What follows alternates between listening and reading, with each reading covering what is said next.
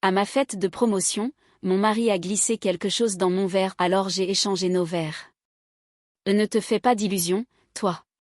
Tu ne seras jamais plus qu'une femme pathétique dans mon ombre. Bois, c'est le dernier toast que tu feras. Ce sont les mots hostiles que son mari lui a chuchotés alors qu'il glissait quelque chose dans son verre lors de sa propre fête de promotion. Les applaudissements résonnaient autour d'elle, mais tout ce qu'elle pouvait entendre était le son de la trahison. Sa main tremblait, son cœur se brisait. L'homme qui aurait dû être son plus grand soutien était devenu l'architecte de sa chute. Le champagne dans sa main ne pétillait plus de célébration. Il piquait comme du poison, un rappel cruel que sa confiance avait été brisée au-delà de toute réparation. Mais la trahison ne gagne pas toujours. Avec un choix silencieux, elle a changé le cours de la nuit, et ce qui a suivi laisserait la pièce dans un choc total. C'est l'histoire d'une femme moquée au moment de son triomphe, trahie au sommet de sa joie et le retournement qui a transformé sa cruauté en sa couronne. Et aujourd'hui, elle est racontée par moi. Bonjour la famille. Bienvenue à tous. Avant de commencer, j'ai une petite demande, mais sincère. Veuillez vous abonner. Votre soutien est ce qui maintient ces histoires en vie. Chaque fois que vous cliquez sur ce bouton, vous aidez à partager des voix qui seraient autrement oubliées. Et dans les commentaires, dites-nous d'où vous regardez. Parce qu'ensemble, nous ne racontons pas seulement des histoires. Nous gardons l'espoir vivant. L'horloge avait dépassé minuit dans le foyer des Bennett. L'appartement aurait dû être calme, un lieu de repos après de longues heures de travail. Mais la paix y régnait rarement désormais. Claire Bennett se tenait au comptoir de la cuisine, soigneusement en train de préparer son sac de travail pour le lendemain. Son esprit était encore en ébullition avec l'email que son patron lui avait envoyé plus tôt, louant son leadership sur la campagne marketing. Ce n'était pas encore officiel, mais tout le monde chuchotait la même chose. Claire obtenait la promotion. Elle s'autorisa un petit sourire, juste une petite lueur de fierté. Mais cette lueur s'éteignit dès que la voix de Daniel rompit le silence. « Alors, qu'est-ce qui te fait sourire comme une idiote ?» Claire se retourna. Son mari était adossé à la porte, un verre de whisky à la main. Sa cravate était desserrée, sa chemise à moitié déboutonnée, mais ses yeux étaient perçants, la regardant comme un faucon. « Juste une longue journée, dit-elle doucement, gardant un ton neutre. Daniel ricana. « Ne mens pas. Tu crois que je n'entends pas les rumeurs ? La grande promotion ? La chouchou du patron ? » Il s'approcha, faisant tourbillonner son verre. « Dis-moi, Claire, qu'est-ce qui te rend si spéciale ? » Parce que je ne vois pas. Elle baissa les yeux, faisant semblant d'ajuster la sangle de son sac. « Je travaille dur, c'est tout. » « Travailler dur, répéta-t-il, sa voix dégoulinant de sarcasme. « Ne te fais pas d'illusions. Tu as de la chance qu'il te laisse même t'asseoir à cette table. Tu n'es rien sans moi. Rien. » Ces mots la frappèrent comme des pierres. Mais Claire avait appris depuis longtemps qu'argumenter ne faisait qu'empirer les choses. Daniel fit le tour d'elle lentement, comme un prédateur tournoyant autour de sa proie. « Et sais-tu ce que les gens disent quand ils nous voient ensemble ? Ils se demandent comment un homme comme moi a fini avec quelqu'un comme toi. » Il laissa les mots planer lourdement. « Tu crois que quelqu'un dans cette entreprise te respecte vraiment ? Il se moque de toi, Claire. Il t'utilise jusqu'à ce qu'il s'ennuie. » Sa poitrine se serra. Elle força un souffle régulier. « Et Daniel, ce n'est pas juste. » « Juste ?» Il rit amèrement, la coupant. « Ce qui n'est pas juste, c'est que je rentre chez moi à une femme qui croit qu'elle est meilleure que moi. Qui croit que son petit chèque de paie signifie qu'elle est importante. Flash info, ma chérie. Tu seras toujours cette petite fille de ville qui aurait dû être reconnaissante de se marier dans le nom de ma famille. » Les yeux de Claire brûlaient, mais elle cachait ses larmes. Daniel termina son verre d'un trait et abattit le verre sur le comptoir. Le bruit la fit sursauter. Il se pencha tout près, son souffle chaud contre son oreille. « Ne pense jamais que tu es au-dessus de moi, Claire, car sans moi, tu n'es rien qu'une petite secrétaire pathétique qui a eu de la chance. » Elle hocha rapidement la tête, se mordant la lèvre pour l'empêcher de trembler. Il s'éloigna avec un sourire satisfait, comme s'il avait gagné une bataille invisible. Lorsque Daniel quitta enfin la cuisine, Claire resta figée, ses mains agrippant le comptoir jusqu'à ce que ses articulations blanchissent. Sa poitrine se soulevait et s'abaissait avec des sanglots silencieux qu'elle n'osait pas libérer. Le lendemain soir, Claire se tenait devant le miroir, lissant sa robe bleu marine. Elle était simple mais élégante, professionnelle, le genre de robe qui disait au monde qu'elle appartenait à cette salle de réunion. Ce soir aurait dû être le sien. Sa promotion avait été annoncée ce matin-là, et ses collègues insistaient pour organiser une célébration. Elle aurait dû être excitée. Elle aurait dû rayonner. Au lieu de cela, elle ne cessait de repasser la voix de Daniel dans sa tête. « Tu n'es rien sans moi. Tu seras toujours cette petite fille de ville. » Elle avala la boule dans sa gorge et appliqua du correcteur sous ses yeux. Derrière elle, la voix de Daniel retentit à nouveau, aiguë et froide. « Alors, c'est ce que tu portes. Ça ne m'étonne pas. Tu obtiens enfin ton petit travail de trophée, et tu te présentes en ayant l'air d'une institutrice. » Claire se retourna lentement. Il était étendu sur le lit, la cravate desserrée, parcourant son téléphone. Il ne la regarda même pas quand il parla. « Je pense que c'est professionnel, dit-elle soigneusement. »« Professionnel ? Non, ma chérie. Professionnel, c'est à quoi ressemblent les hommes en costume sur mesure. Tu as juste l'air de trop en faire, comme une petite fille qui joue à se déguiser. » Ses épaules s'affaissèrent. « Daniel, ne pouvons-nous pas simplement être heureux ce soir ? S'il te plaît, cela signifie beaucoup pour moi. » Cela le fit enfin lever les yeux. Son sourire était cruel. « Heureux pour toi ? » Il posa son téléphone et s'assit, les yeux rétrécis. « Pourquoi serais-je heureux de voir ma femme se pavaner, en agissant comme si elle était plus importante que moi ? » « Parce que nous sommes censés être une équipe, murmura-t-elle. Il se leva et traversa la pièce, s'arrêtant si près qu'elle pouvait sentir l'odeur du whisky sur son souffle. « Une équipe ? » Son rire était bas et moqueur. « Non, Claire, clarifions cela. Je suis l'homme. Je suis celui avec le nom, la famille, le respect. Toi, tu es juste en train de profiter de ma situation. N'oublie pas. » Ses lèvres tremblèrent, mais elle les serra. Daniel tapota sa joue légèrement, comme pour moquer l'affection. « Mais vas-y, profite de ta petite soirée. Souris pour tes amis. N'oublie simplement pas à qui tu appartiens quand ce sera terminé. » La salle de banquet scintillait de lumière et de musique. Les collègues lui tapotaient le dos, les verres cliquetaient, et pendant un bref instant, Claire sentit que peut-être, juste peut-être, elle était enfin vue. Mais Daniel ne quitta jamais son côté. Son bras drapé autour de sa taille semblait protecteur pour la foule, mais sa prise s'enfonçait dans sa peau. « Regarde-toi, murmura-t-il à son oreille alors que les gens applaudissaient. Si désespéré d'être le centre de l'attention. Crois-tu vraiment qu'il te respecte ? Il se moque de toi, Claire. Chaque seul d'entre eux. Daniel, arrête. » Elle murmura, essayant de garder son sourire en place pour les caméras. Il ne fit que resserrer son étreinte. « J'arrêterai quand tu apprendras ta place. » Ensuite, il s'éloigna, levant son verre avec un sourire charmant pour la foule. « Mesdames et messieurs, à ma femme, la star de la soirée. Levons nos verres à Claire. » Tout le monde applaudit. Claire força ses lèvres en un sourire, bien que sa main tremblât autour de la tige de son verre. Alors que les applaudissements remplissaient la salle, Daniel se pencha à nouveau, son sourire restant large, ses mots tranchants comme des couteaux. « Promotion. Ne te fais pas d'illusions. Tu ne seras jamais plus qu'une femme pathétique dans mon ombre. Bois. C'est le dernier toast que tu feras. » Le souffle de Claire se bloqua. Ses yeux se tournèrent vers son verre juste à temps pour voir ses doigts y glisser quelque chose. Rapide et pratiqué. Une fine poudre se dissolvait dans le champagne doré.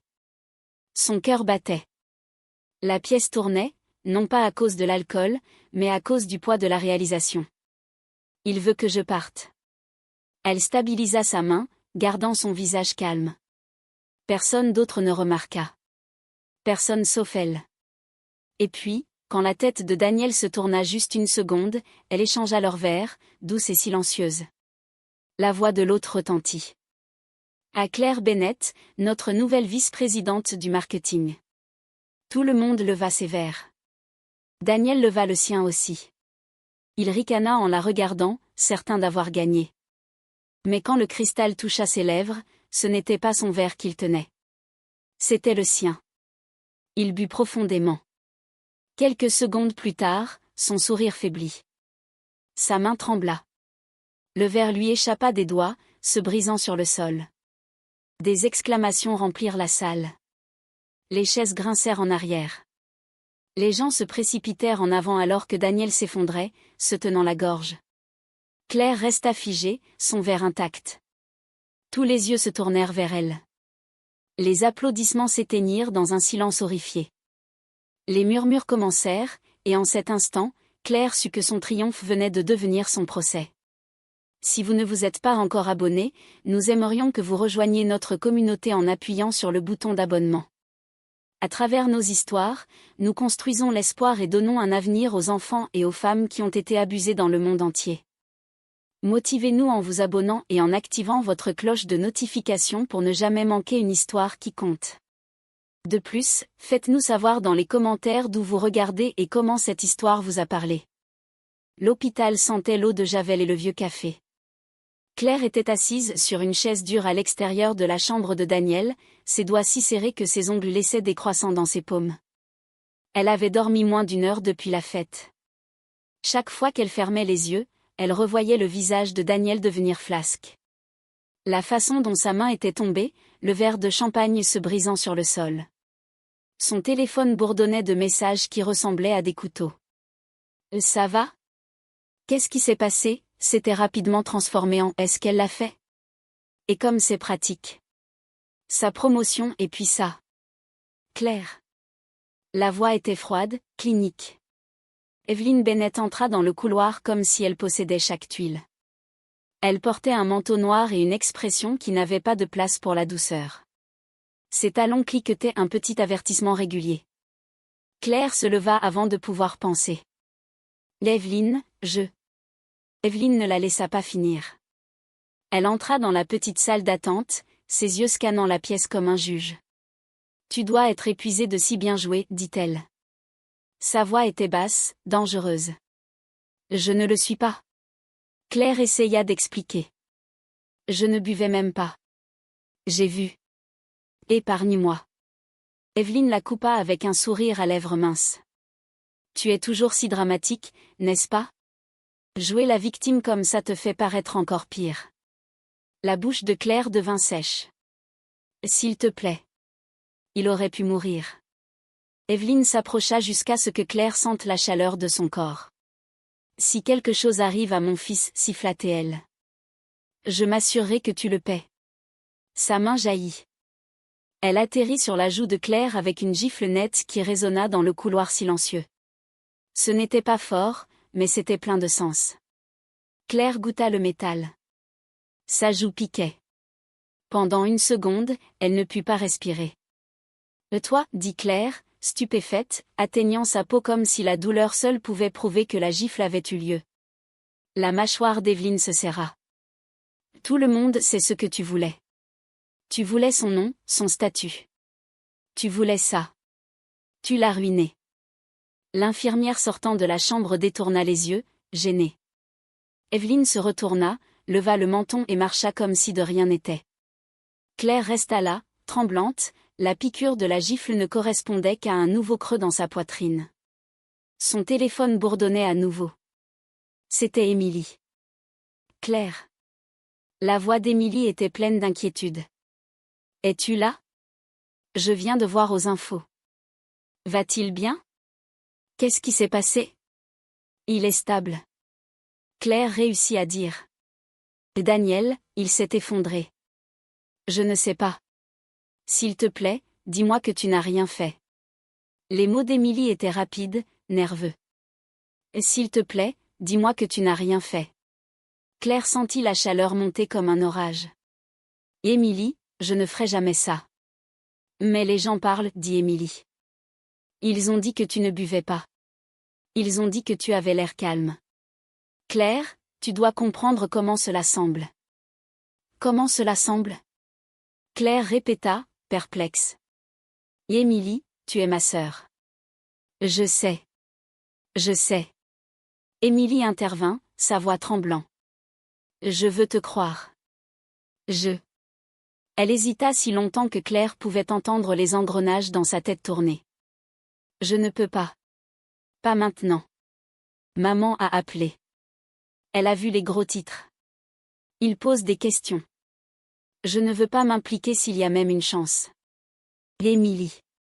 Le plaidoyer de Claire était petit et brut. S'il te plaît, j'ai besoin de toi. La ligne cliqua. L'appel se termina. Claire fixa l'écran mort une fois de plus, seule dans un endroit bondé. La gifle d'Evelyne brûlait toujours sur sa joue, et le silence d'Émilie semblait plus tranchant que la gifle n'avait été. Elle s'enveloppa dans ses bras et s'assit, les lumières fluorescentes rendant tout irréel.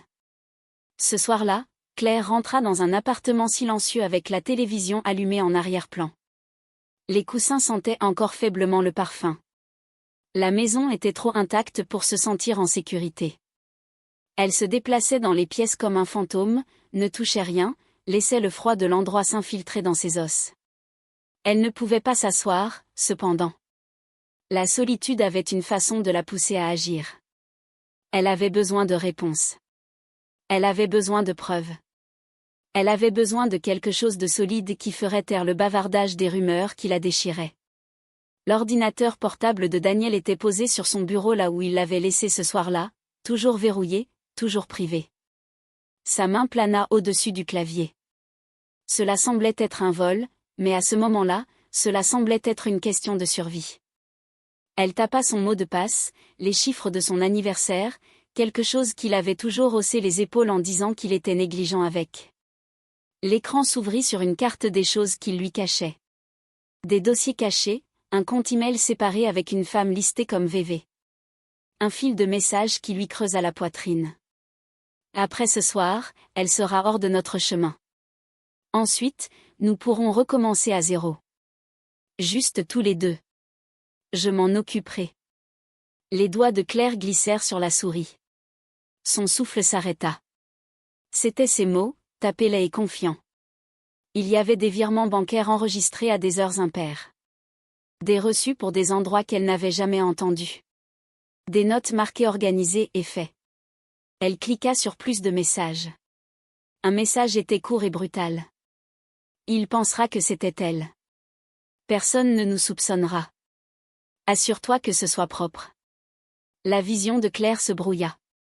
Elle sentit quelque chose en elle se briser. Et avec cette rupture, un frémissement de quelque chose d'autre. Chaud et régulier. Indignation.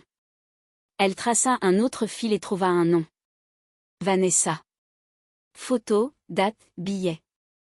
Une vie de petits mensonges devenus grands sur un écran. Il y avait des plans et des photos et une cupidité claire et sale. Daniel avait menti pendant des années. La cruauté qu'elle avait crue abrupte avait été soigneusement construite. Elle s'affaissa sur le sol avec l'ordinateur portable sur ses genoux. Sa joue palpitait là où la main d'Evelyne l'avait frappée. Elle pressa une paume contre elle et sentit la chaleur, l'humiliation, la rage. Elle imagina le visage de Daniel se tordre alors qu'il tapait ses messages, sa cruauté décontractée comme une main à sa gorge pendant des années sans céder. Un coup à la porte la fit sursauter. Elle ferma l'ordinateur portable et lissa son visage avec des mains tremblantes. Dans le Judas, l'ombre d'une voisine s'attardait. Madame Powell de 4B, dont le mari apportait des cookies quand ils avaient emménagé. Claire. La voix de Madame Pâle était petite. J'ai vu à la télé. Vas-tu bien? As-tu besoin de quelque chose? Claire ouvrit la porte et la laissa entrer. Pendant une minute, elle faillit pleurer de soulagement. Quelqu'un d'ordinaire, quelqu'un de réel. Madame Powell s'assit et mit une tasse de thé dans les mains de Claire. Les gens parlent, dit-elle doucement. Mais je te connais. Tu n'es pas comme ça. Claire s'accrocha à cela. Une petite île dans une tempête. Merci, elle avala. Je dois trouver des preuves. Je dois arranger ça. Madame Powell hocha la tête. Tu es forte, ma chérie. Les gens verront la vérité. Fais juste attention. Claire hocha la tête, mais elle n'était plus sûre de qui elle serait quand la poussière se serait déposée. Seule, giflée et abandonnée par la seule personne qu'elle avait espéré ne pas laisser de côté, elle sentit le monde se rétrécir à la lueur de l'écran de l'ordinateur portable et au besoin de trouver la vérité avant que tout le monde ne croie le mensonge.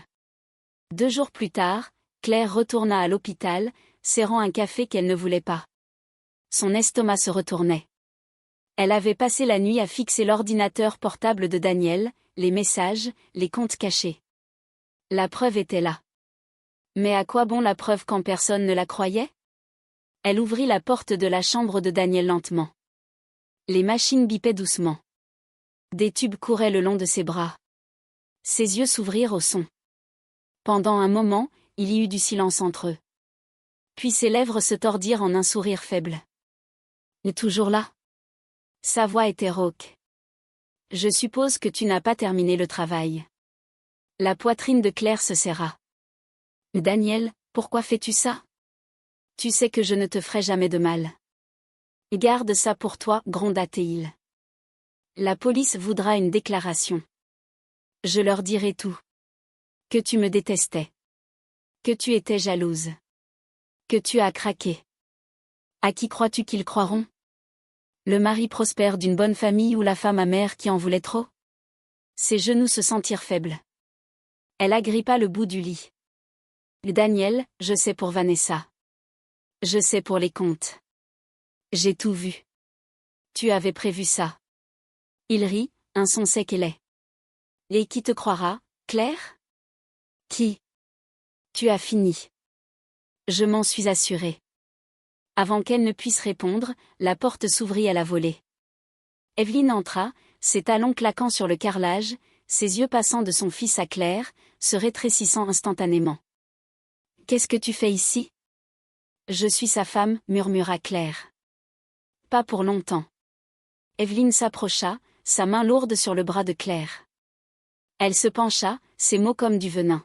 « Il a déjà dit à la police que tu as essayé de l'empoisonner. Ils viendront te parler ensuite. »« Ce n'est pas vrai. Les mensonges sortent de ta bouche comme de l'eau. » Le grip d'Evelyne se resserra jusqu'à ce que Claire grimace. « Et tu as honte cette famille pour la dernière fois. Si mon fils meurt, je t'enterre moi-même. » Les mots résonnaient dans les oreilles de Claire. Elle voulait crier, se battre, dire la vérité. Mais l'infirmière entra à ce moment-là, et Evelyne recula, son visage réarrangé en un masque de maternité inquiète. Claire sortit de la chambre en chancelant, sa poitrine serrée, sa vision floue. Dans le couloir, elle pressa son dos contre le mur, luttant pour respirer. Son mari l'avait trahie. Sa mère l'avait giflée, menacée. Sa sœur l'avait abandonnée. Et maintenant le monde était prêt à croire qu'elle était un monstre. Elle essuya ses yeux avec le dos de sa main. Pendant un moment, elle voulut s'effondrer, laisser le poids l'écraser, mais le souvenir des messages de Daniel brûlait dans son esprit. Il croyait qu'elle était brisée. Il croyait que personne ne la croirait. Claire se redressa lentement, murmurant pour elle-même, « Alors je les ferai me croire. » Le bip des machines résonnait derrière la porte. Les menaces d'Evelyne résonnaient dans ses oreilles, et dans le creux de sa poitrine, la première étincelle de fureur s'allumait. Les jours qui suivirent l'effondrement de Daniel se fondirent en quelque chose que Claire ne pouvait décrire que comme un enfer. Sa vie, autrefois stable et ordonnée, semblait avoir été jetée dans une tempête dont elle ne pouvait s'échapper. Partout où elle se tournait, le soupçon la suivait comme une ombre. Son premier coup vint au travail. Elle entra dans le bureau tôt, les épaules raides, prête à s'enterrer dans les projets. Elle pensait que si elle continuait à bouger, si elle restait visible, les gens sauraient qu'elle ne cachait rien. Mais dès qu'elle entra, les conversations s'arrêtèrent. Les papiers s'agitèrent bruyamment, les chaises grincèrent. Ses collègues, des personnes qu'elle avait mentorées, avec qui elle avait ri, mangé, évitaient ses yeux. Son patron, M. Graham, l'appela dans son bureau. Les stores étaient à moitié fermés, son visage sérieux. Il lui fit signe de s'asseoir. « Claire, commença-t-il, son ton lourd.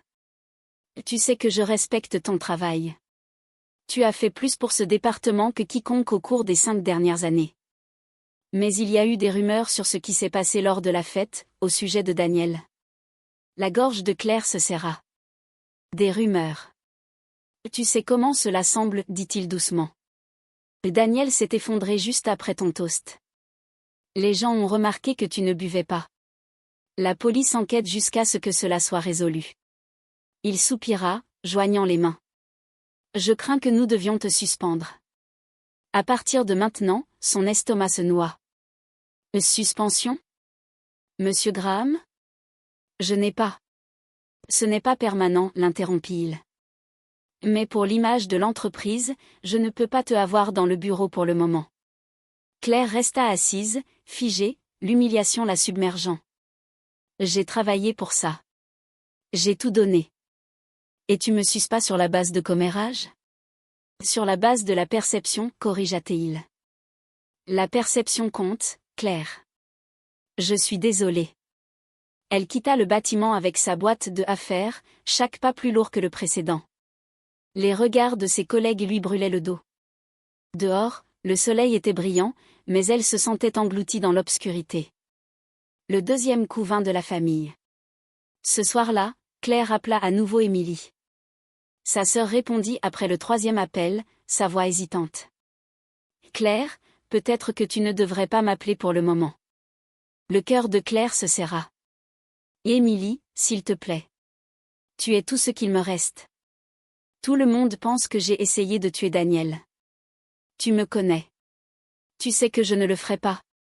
Je ne sais plus rien. Émilie murmura. Les infos. Les voisins.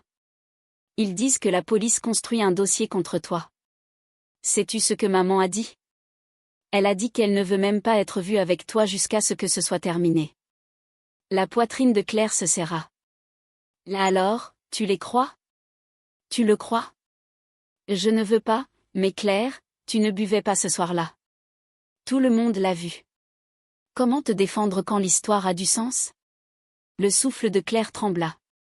Émilie, j'ai besoin de toi. Il y eut un silence puis la voix d'Émilie se brisa. Je ne peux pas. Je suis désolée. La ligne devint muette.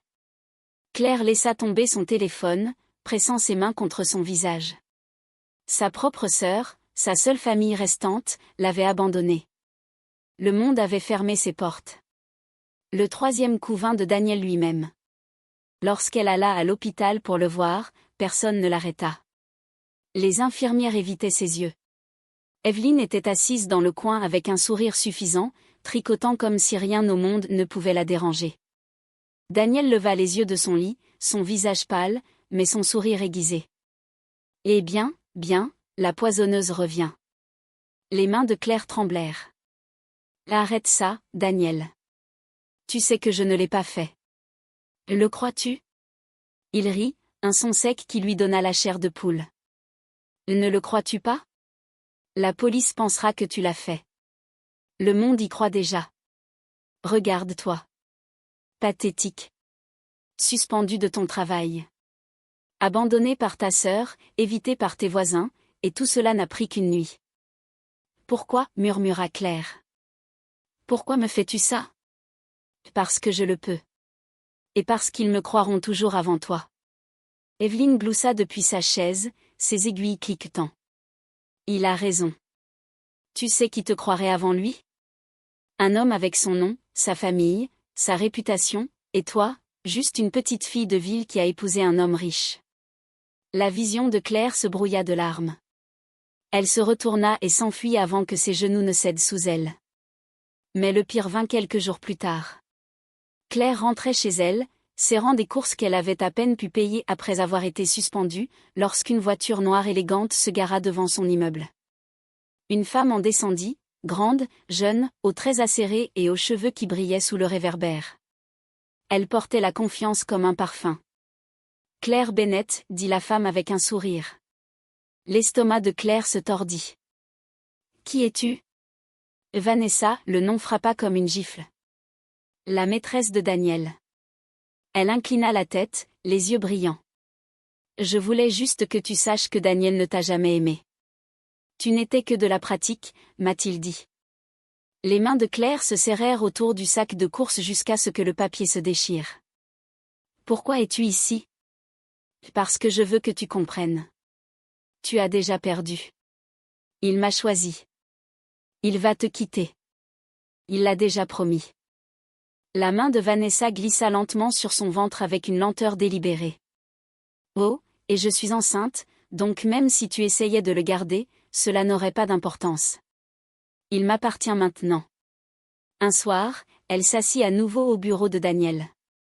L'ordinateur portable bourdonnait doucement comme s'il attendait. Ses mains bougeaient sans réfléchir, ouvrant ses fichiers, ses emails. Elle creusa plus profondément, désespérée, déterminée, et puis elle le trouva. Un dossier marqué privé. À l'intérieur, caché parmi des fichiers inutiles, se trouvait un enregistrement audio.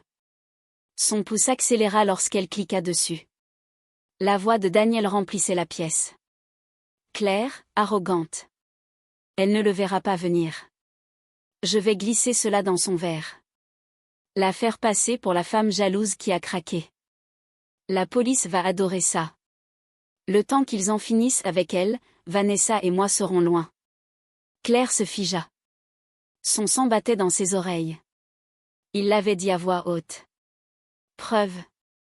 Ses mains tremblèrent lorsqu'elle appuya sur relecture encore et encore, entendant sa voix se vanter de l'avoir droguée lors de la fête de promotion, l'entendant rire de la détruire.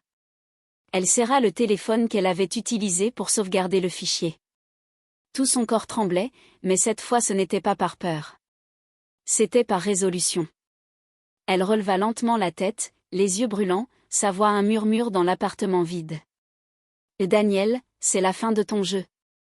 Et pour la première fois depuis que le cauchemar avait commencé, elle ressentit quelque chose qu'elle n'avait pas ressenti depuis des semaines. L'espoir. L'invitation arriva dans une enveloppe blanche, en papier épais avec une écriture élégante. L'écriture d'Evelyn Bennett était inconfondable. Dîner de famille, dimanche, 19h. Présence requise. Claire fixa le papier pendant longtemps. Elle savait ce que cela signifiait. Evelyn ne l'invitait pas à dîner. Elle organisait un procès. Ses mains se serrèrent autour de l'enveloppe. Elle pensa au murmure au travail, aux escaliers du voisin, au silence de sa sœur. Elle pensa aux mots moqueurs de Daniel dans le lit d'hôpital. Elle pensa au sourire cruel de Vanessa et à la façon dont la gifle d'Evelyn avait piqué sa joue. Et puis elle pensa à l'enregistrement. La voix de Daniel, arrogante et non filtrée, résonnait encore dans son esprit. Je vais glisser cela dans son verre, la faire passer pour la femme jalouse qui a craqué. La police va adorer ça. Le temps qu'ils en finissent avec elle, Vanessa et moi serons loin. Claire glissa l'enveloppe dans son sac. Evelyn pensait qu'elle marchait vers sa propre exécution publique, mais Evelyn n'avait aucune idée. Claire avait déjà chargé les balles. Le soir de la réunion, Claire s'habilla soigneusement, pas tapa accent grave-l'œil, pas timide. Elle portait une robe noire ajustée avec de simples boucles d'oreilles en perles. Ses cheveux étaient tirés en arrière, son maquillage minimal. Elle voulait qu'il voie clairement son visage lorsque la vérité éclaterait. En arrivant à la propriété des Bennett, elle sentit le poids de chaque regard. La maison brillait de lustre et de sol poli, mais la chaleur était une illusion. Evelyn les avait réunis comme un jury. Des parents, des amis proches, même quelques associés commerciaux de Daniel. Daniel était assis au centre de tout cela, installé dans un fauteuil roulant, une couverture sur les jambes. Son sourire était faible mais triomphant, comme s'il savait déjà comment la nuit se terminerait. Evelyn rôdait à ses côtés comme un chien de garde, les lèvres courbées en un sourire satisfait. Claire, dit Evelyn doucement, bien que ses yeux fussent des dagueurs. C'est si gentil de ta part d'être venue. Nous avons pensé qu'il était important d'éclaircir l'air. Des murmures parcoururent la pièce. Claire sentit le jugement peser sur elle. Elle garda la tête haute. Daniel prit la parole, sa voix faible mais délibérée. Je veux simplement que tout le monde ici connaisse la vérité. Sur ce que Claire m'a fait, sur le poison? Sur l'ambition qui l'a rendue aveugle? La pièce se tut, tous les regards se tournèrent vers elle. Le pouls de Claire s'accéléra, mais sa voix était ferme. Vous voulez la vérité, dit-elle doucement. Alors, donnons-leur la vérité. Elle plongea la main dans son sac et en sortit son téléphone. Elle appuya une fois, et la propre voix de Daniel remplit la grande pièce, projetée forte et incontestable. Elle ne verra pas venir. Je vais glisser cela dans son verre, la faire passer pour la femme jalouse qui a craqué. La police va adorer ça. Des exclamations éclatèrent, des chaises bougèrent. Evelyne se figea, sa main se serrant sur le dossier du fauteuil roulant de Daniel. Claire se tenait droite, laissant les mots résonner encore et encore, écho contre les lustres en cristal. Le visage de Daniel se vida de toute couleur. C'est faux. Elle l'a édité. Mais la pièce n'écoutait pas. Ils avaient entendu son ton. Arrogant, insensible, coupable. Vanessa, qui se tenait près de l'arrière dans une robe rouge, s'avança soudainement, les yeux flamboyants. Lassé, Daniel n'ose pas. Il se retourna, furieux. Et tais-toi, Vanessa. Non, cria-t-elle, sa voix se brisant. J'ai fini de te protéger. Tu m'as promis tout. Tu m'as dit que nous partions ensemble. Tu m'as dit qu'elle serait hors de notre chemin. Et maintenant tu es assis ici à faire semblant. La pièce éclata en murmures. Claire la regarda, le cœur battant. Vanessa, son visage était tordu de colère. Pas envers Claire, mais envers Daniel. Et tu ne leur as pas parlé des dettes, n'est-ce pas? Vanessa ricana. Tout l'argent que tu as gaspillé en jouant, les prêts à mon nom, les mensonges. Tu m'as promis que tu me rembourserais une fois qu'elle serait partie. C'est pour ça que tu as fait ça. Pas pour moi. Pas pour nous. Pour toi-même. Daniel, sa voix se brisa. Arrête ça, Vanessa. Vanessa se tourna vers les invités stupéfaits. Il a menti à tout le monde. À moi, à vous, à elle. Il ne se soucie pas de la famille ou du mariage ou de la loyauté. Tout ce qui l'intéresse, c'est sa fierté. Elle regarda directement Claire. Et oui, j'ai été assez sotte pour le croire. Mais il m'a tout dit. Il voulait te détruire.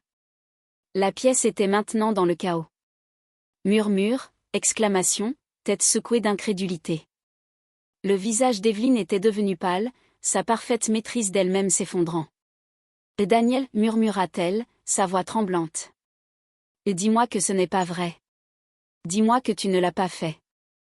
Mais Daniel ne dit rien. Sa mâchoire se contracta, ses yeux passant entre sa mère, sa maîtresse et sa femme. Les murs de mensonges qu'il avait construits s'effondraient plus vite qu'il ne pouvait les réparer. Claire s'avança, sa voix ferme et claire. Tout ce temps, tu m'as dit que j'étais rien. Tu t'es moqué de moi, tu m'as humilié, tu m'as trahi. Tu as cru que tes mensonges m'enterraient. Ses yeux se verrouillèrent sur lui. Mais ce soir, tes mensonges t'ont enterré. Evelyne finit par craquer. Ses mains tremblèrent sur le fauteuil roulant. Elle regarda son fils comme si elle le voyait pour la première fois. Tu as fait ça? Tu as essayé de la détruire après tout ce que nous t'avons donné. Daniel essaya d'atteindre sa main, mais elle recula brusquement. Le rejet dans ses yeux était définitif. Claire ne se réjouit pas. Elle ne sourit pas. Elle appuya simplement sur lecture une dernière fois, laissant la confession de Daniel résonner dans la pièce jusqu'à ce que le poids de cela écrase toute excuse qu'il pourrait faire. La porte s'ouvrit et 2 agents de police entrèrent. Daniel Bennett, dit l'un d'eux fermement.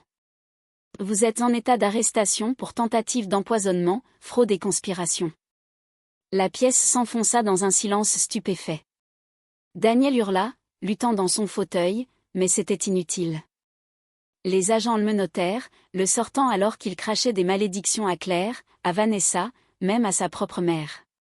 Evelyne s'assit lourdement, son visage gris de choc. Elle ne regarda pas Claire. Elle ne dit pas un mot. Lorsque les invités partirent enfin, lorsque les murmures se dissipèrent, Claire se tenait seule au centre de la pièce étincelante. Les lustres scintillaient toujours, mais l'air semblait plus léger maintenant, comme si la maison elle-même avait expulsé un poison qu'elle avait abrité trop longtemps. Vanessa traîna à la périphérie de la pièce. Son mascara avait coulé, sa confiance drainée. Elle regarda Claire avec quelque chose proche de l'apologie. Je ne suis pas venue ici pour t'aider, admit-elle doucement. Je suis venue ici pour me protéger. Mais je suppose que tu mérites la vérité plus que moi. La voix de Claire était douce mais ferme. La vérité ne se soucie pas des motifs. Elle sort toujours. Vanessa hocha une fois la tête, puis partit sans un autre mot. Evelyne était assise en silence dans son fauteuil, regardant dans le vide. Pour la première fois depuis que Claire la connaissait, elle semblait impuissante, brisée. Claire n'attendit pas qu'elle parle. Elle passa simplement devant elle, la tête haute. Pendant des années, elle avait supplié pour le respect d'Evelyne, pour l'amour de Daniel, pour la confiance de sa sœur. Mais ce soir lui avait appris quelque chose de bien plus précieux. Elle n'avait besoin de rien de tout cela pour se tenir droite. Des semaines plus tard, Claire retourna à son bureau. Cette fois, personne ne chuchotait quand elle entra. Les collègues s'approchaient d'elle avec des excuses discrètes, des sourires maladroits, des gestes de soutien. Elle les accepta avec grâce, mais pas dépendance. Monsieur Graham la rencontra à la porte de son bureau. « Claire, je te dois des excuses. Nous aurions dû te faire confiance. » Claire offrit un petit sourire. La confiance ne se donne pas. Elle se prouve. Je pense que nous l'avons tous appris. Elle s'assit à son bureau, la plaque de promotion toujours attendant là où elle l'avait laissée. Pour la première fois, elle ne semblait pas une victoire fragile. Elle semblait méritée, solide, inébranlable. Ce soir-là, alors qu'elle se tenait devant son miroir, elle chuchota les mots qu'elle n'avait pas pu dire à la fête. « Et Daniel, tu voulais empoisonner ma couronne, mais ce soir ton poison est devenu ma couronne. » Son reflet la regardait, non brisée, non effrayée, forte, entière, et avec cela, elle éteignit la lumière, laissant le passé derrière elle. L'envie consume l'envieux bien avant qu'il ne touche l'innocent. Un cœur cruel peut se déguiser en amour, mais la vérité démasque la trahison à temps. Ce qui est construit sur des mensonges s'effondre toujours sous le poids. Que pensez-vous ? Vos envies sont les bienvenues.